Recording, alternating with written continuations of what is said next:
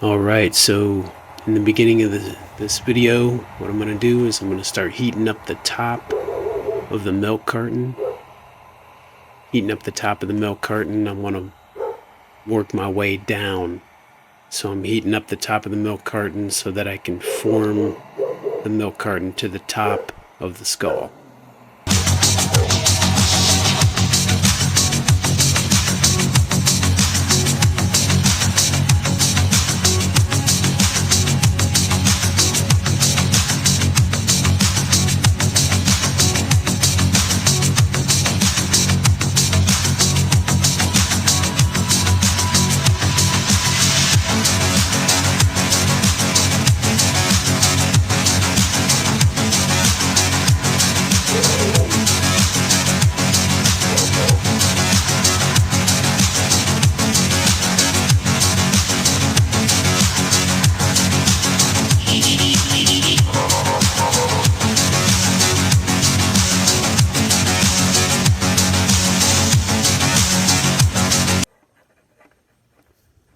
Okay, here I'm starting to form the top of the skull a little bit. I'm pulling the milk jug down gently just to kind of get it to form that top of the skull.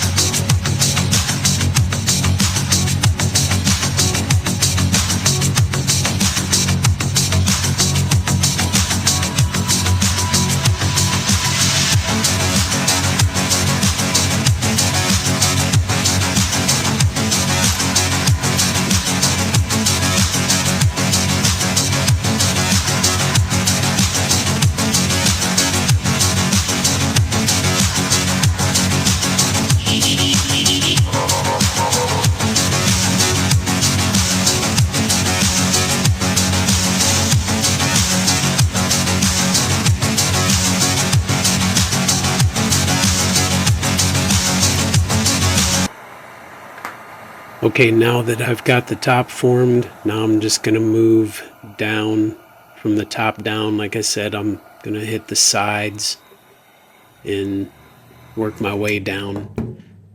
Incorporating the damp washcloth, now I'm starting to form the plastic into the skull.